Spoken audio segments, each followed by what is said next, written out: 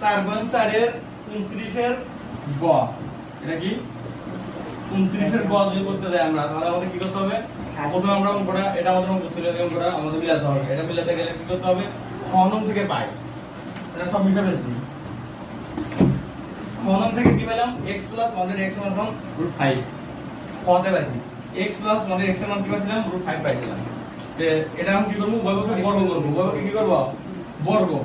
তো x + 1 x এর square দিলাম, এখানে √5 এর স্কয়ার দিলাম, স্কয়ার রুট কেটে গেল এখানে, আর x + 1 x এর স্কয়ার সমান কি থাকলো? শুধু 5 থাকে। শোনো, তারপর কি করলাম? a + হোল স্কয়ার এর এখানে a + whole square, a + whole square মান নির্ণয় সূত্র কি? a - whole square + 4ab। তাহলে a - হোল স্কয়ার + 4ab সূত্র দিছি। এখানে যা আছে এইটুকু সূত্র এখানে দিয়ে দিলাম, সমান আছে সমান দিছি, 5 আছে 5 দিয়ে দিলাম এখানে। তারপর কি হলো? উপরে x নিচে x কেটে গেল, উপরে x নিচে x কেটে গেল।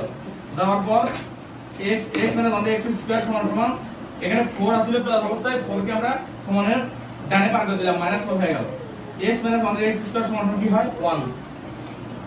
1 দিয়ে দিলাম। কেমন? এখন আসো, উভয়কে কি করছে এখানে? উভয়কে আমরা রুট করলাম, মানে বর্গমূল করলাম। উভয়কে এখানে বর্গমূল করে পাই। উভয়কে বর্গমূল করলে উভয় পক্ষকে বর্গমূল করে পাই। উভয়কে যখন আমরা বর্গমূল করব, তখন স্কয়ার আর রুট কেটে যায়। এখানে স্কয়ার আর রুট কেটে যায়। x - x সমান √1 থাকে, x - 1 x 1 এর রুট করলে 1 ই হয়। তাহলে আমরা কি পেলাম এখানে?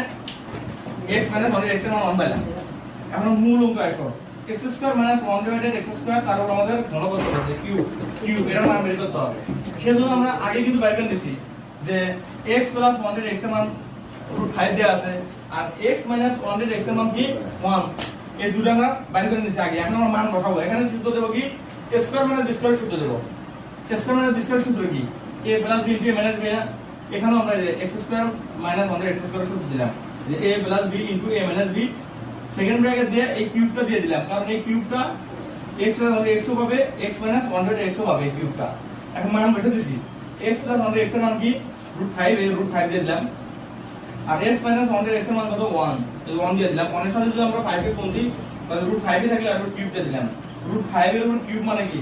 √5 তিনবার লেখা যায়, তাই না? তাহলে √5 তিনবার লেখা যায়, এটা আমরা পূর্ববর্তী পথে আলোচনা করছি। এখন হচ্ছে তাহলে 5 √5 লেখা যায়।